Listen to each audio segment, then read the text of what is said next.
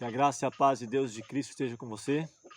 Hoje vamos falar sobre quem é o maior, uma discussão que teve lugar entre os próprios discípulos de Cristo, questionando entre si, naquela empolgação de quem sabe Cristo se estabelecer como rei em Israel, vindicasse o reino, subjugasse, quem sabe ali o poder romano, o poder dominante da época, declarasse-se rei, e eles discutindo quem seria o mais importante no reino de Israel, e Cristo traz lições grandiosas para eles e que também serve para você e para mim. Vamos orar nesse momento. Bondoso Deus, amorável Pai Celestial, nos ajude nesse dia a entender quais são os princípios do Teu reino, os princípios que regem o céu e que é também o desejo do Senhor que esteja em nosso viver a cada dia. Dá-nos a unção do Teu Santo Espírito. Nós rogamos essas bênçãos e agradecemos em nome de Jesus. Amém. O maior do reino dos céus. Marcos capítulo 9, versículos 30 a 32, diz que, havendo Cristo partido dali, caminharam para a Galiléia. Diz que não queria que alguém soubesse, porque ensinava os discípulos e estava dizendo a eles, era o intuito nessa caminhada, nesse caminho, nesse trajeto, de estar preparando os discípulos, para a crise que haveria de acontecer. O Filho do Homem será entregue nas mãos dos homens, matá-lo-ão, e morto ele ressuscitará ao terceiro dia. Mas eles não entendiam essa palavra e receavam interrogá-lo. Então, nessa caminhada, Cristo estava conversando, dialogando, preparando. Em alguns momentos Cristo já havia falado, predizendo ali a sua morte, não simplesmente a sua morte, mas também a ressurreição, tirando, quem sabe, deles, ou preparando eles de que não seria como eles estavam aguardando, ali de estabelecer-se como um rei em Israel. Não era esse o caminho, mas eles não estavam atentos a isso. Na caminhada, eles, quem sabe, até se distanciaram de Cristo. Cristo vai seguindo e eles vão se demorando para trás, conversando entre si, discutindo entre si, quem sabe ali em cochichos, mas Cristo, ele sabia o que estava acontecendo. E diz o texto aqui ainda no versículo 33 a 35 do capítulo 9, que chegou a Cafarnaum, entrando em casa, perguntou-lhes, Cristo, que estáveis vós discutindo pelo caminho? Diz o texto que eles calaram-se, e afirma ainda porque pelo caminho tinham disputado entre si qual era o maior, quem era o preferido de Cristo, qual deles receberia a maior honra ao estabelecer o novo reino. E diz que, assentando, Cristo chama os 12 e disse-lhes, se alguém quiser ser o primeiro, será o derradeiro de todos e o servo de todos. Cristo, em diversos momentos, dá exemplo disso. Aliás, na própria instituição da Santa Ceia, a última Páscoa ali, onde ele passa com os discípulos, ele toma a iniciativa de cingir-se, lavar os pés aos discípulos, em ato de humildade, de estar como aquele que serve. Ele fala, o Filho do Homem veio para, não para ser servido, mas para servir e dar a sua vida em resgate de muitos. Aquele que é o comandante dos exércitos celestiais, juntamente com o Eterno, criou todas as coisas, veio como servo a este mundo. Então, na viagem pela Galiléia, Cristo tentara, como nós mencionamos, preparar o espírito deles, dos discípulos, para o que estava diante. Não era ser colocado como um rei em Israel, mas ser morto, pendurado em uma cruz. Estão falando que ele deveria morrer, mas também dando a certeza da ressurreição e acrescentando essa estranha e solene comunicação de que devia ser entregue na mão dos inimigos, e mesmo assim eles não compreenderam as palavras de Cristo. Parecia que uma sombra de tristeza estava envolvendo ali o seu coração, e mesmo nesse momento encontra, quem sabe, local ou lugar para rivalidade, discutindo entre si qual seria ou qual poderia ser o maior. E Cristo, nos versículos 36 e 37, diz que, lançando mão de um menino, de uma criança, coloca no meio deles, toma-o nos seus braços e diz: qualquer que receber um destes meninos em meu nome, a mim me recebe. Qualquer que a mim me recebe ou me receber, recebe não a mim, mas o que me enviou. Então Cristo mostra a simplicidade das crianças, a inocência, e diz que aquele que não se fizer como criança não poderá entrar no reino dos céus. Voltando a Cafarnaum, Jesus não procurou ali aqueles bem conhecidos lugares onde ele havia ensinado o povo, mas ele procura um local tranquilo, retirado. Buscou, quem sabe, ali um local para estar tranquilo com os discípulos. Deveria servir temporariamente de lar para eles. E era o seu intuito prepará-los para trabalhar com as multidões. Até ele estava acompanhando Cristo, vendo os seus ensinos, aprendendo por preceito e exemplo, mas chegaria o momento em que eles deveriam lidar com as situações mais adversas, grandes multidões, líderes, e não simplesmente estar limitado a princípio, como ele diz, as ovelhas perdidas da casa de Israel, mas expandir a mensagem para outras nações. E Cristo era o seu intuito prepará-los. Dentro desse mesmo contexto também surge uma situação onde as pessoas contribuíam anualmente para a manutenção do templo, e diz que o coletor desse tributo havia falado com Pedro, que está registrado em Mateus 17, 24, dizendo: o vosso mestre não paga o tributo, as moedas referente a essa taxa anual. E Pedro, ele, no seu zelo ali, quem sabe pelo mestre, sem ao menos consultar Cristo, ele diz que sim, Cristo pagaria o tributo. Pedro não havia entendido ainda toda a armação em relação àquilo, compreendeu, quem sabe, em parte do intuito daquele que estava interrogando, porque havia algumas classes em Israel que eram isentas desse tributo. Você pode achar isso em Deuteronômio capítulo 10, versículos 9, onde no tempo de Moisés, os levitas que foram separados para o serviço do santuário, não foi dado para eles herança entre o povo, as terras que foram ali, das cidades, e eles então não tinham essa obrigação. E havia outros também, como sacerdotes, levitas, profetas. Nos dias de Cristo, sacerdotes, como nós mencionamos, eles não consagrados, dedicados ao templo, também não era exigida essa contribuição. E qual era o intuito deles em relação a Cristo? Primeiro, se Cristo não pagasse esse tributo, poderia ser considerado como desleal, não honrando com seus compromissos ou contra essa oferta. Apesar de que era uma questão mais religiosa, não tinha muito a ver com a questão ali diretamente ligada ao Império Romano. Mas, por outro lado, também, se ele pagasse esse tributo, ele estaria negando, quem sabe, ser chamado como profeta. Então, era uma situação tanto delicada. Os profetas, como mencionei, estavam isentos desse pagamento, e requerendo o tributo de Jesus, os rabis, os líderes, punham à margem seus direitos como profeta e mestre, e tratava ele como uma pessoa comum. E a recusa também poderia ser tido como deslealdade ao templo. Então era uma situação delicada, que eles queriam então pegar Cristo de alguma forma e trazer problemas para ele. E Cristo, ele interroga Pedro e diz, ao entrar Pedro em casa, Cristo pergunta, fazendo referência ao que havia acontecido: o que te parece, Simão?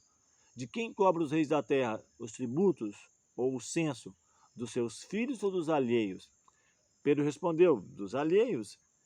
Jesus disse, logo estão livres os filhos. Isso está em Mateus 17, 25 e 26.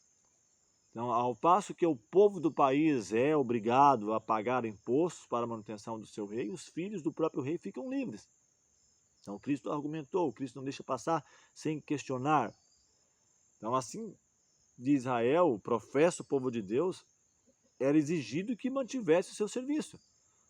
Mas a Jesus, o Filho de Deus, não estava sob tal obrigação.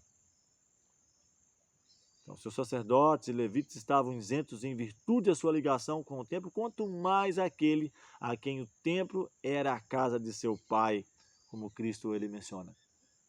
Então, Cristo não deixa passar sem fazer questionamentos, porque era o mesmo que ele estivesse negando a sua divindade.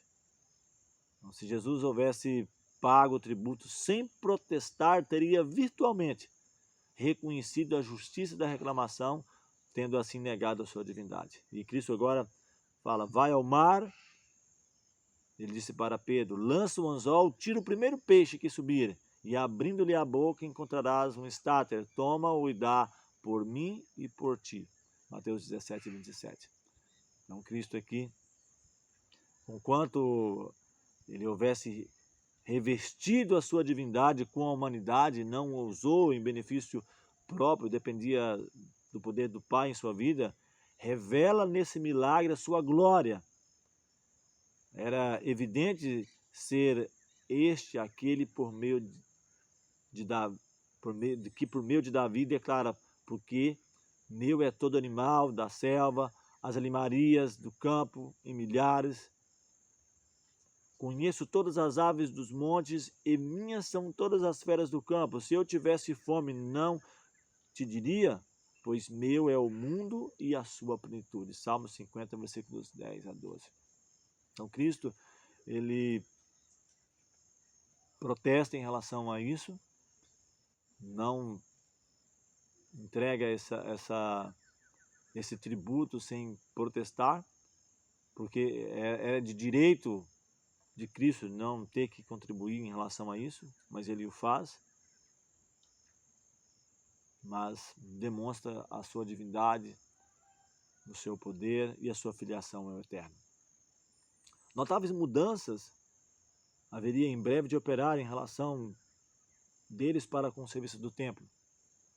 Mas Cristo ensina um exemplo muito interessante para mim e para você e para os discípulos também, a não nos colocar desnecessariamente em antagonismo, em confronto direto, aberto, com a ordem estabelecida, seja ela religiosa ou política.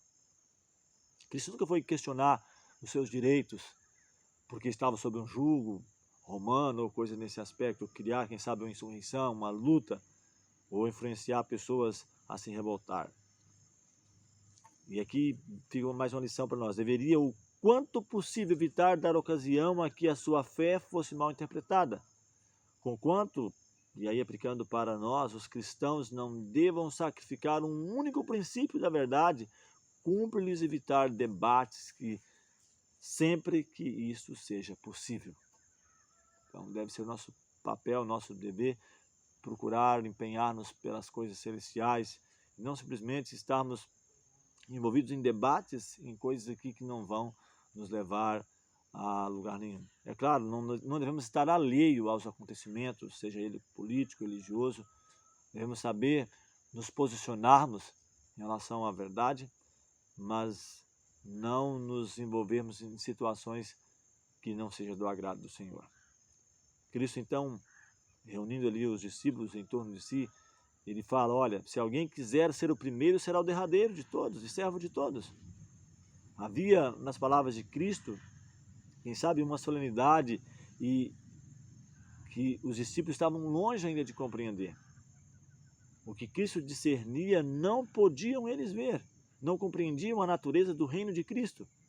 E essa ignorância era a causa aparente de sua contenda, a causa real ainda estava mais profunda. A luta pelo mais alto lugar, Cristo explicando a natureza do seu reino, ele estava então acalmando temporariamente essa questão. A luta pelo mais alto lugar era a operação do mesmo espírito que dera origem à grande controvérsia nos mundos de cima e trouxeram Cristo do céu para morrer por mim e por você. A queda de Lúcifer. Cristo, quem sabe, relembra isso. Diante dele surge a visão de Lúcifer, o filho da alva, sempre sobrepujando em glória a todos os anjos que rodeavam o trono e ligado pelos mais íntimos laços ao Filho de Deus. Lúcifer dissera: serei semelhante ao Altíssimo, Isaías 14, versículos 12 e 14. O desejo de exaltação própria levara o conflito às cortes celestiais. Se houvesse Lúcifer, na verdade, desejado ser semelhante ao Altíssimo, nunca teria perdido o lugar que lhe fora designado no céu, pois o Espírito do Altíssimo manifesta-se em abnegado ministério, serviço, em servir. Essa é a lei do céu. E o espírito de Lúcifer é justamente ao contrário ao de Deus. Ele queria, quem sabe, ostentar o poder, mas não o caráter de Deus. Lúcifer buscava para si mesmo o mais alto lugar, e toda criatura que é movida por seu espírito fará o mesmo. Assim serão inevitáveis a separação, a discórdia, a contenda. O domínio, o poder, torna-se o prêmio mais forte. E o reino de Satanás é um reino da força ou de força. E cada indivíduo considera os outros em 2 pontos. Primeiro, como obstáculo no caminho, que impede o próprio progresso, ou quem sabe como um degrau no qual possa ser pisado, utilizado como degraus, como escadas, para subir e chegar ao poder. Então, um obstáculo a ser removido ou como um degrau a ser utilizado para subir ao poder, não importa. Se fica para trás pai, mãe, irmão, amigo, não importa. Esse é os princípios do reino estabelecido por Satanás, o inimigo de Deus. Enquanto Lúcifer disputava o ser igual a Deus,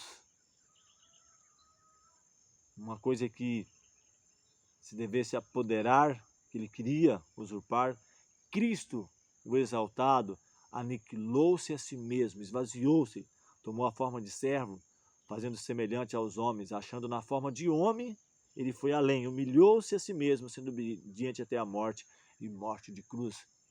Filipenses capítulo 2, versículo 7 a 8. Esse é o exemplo.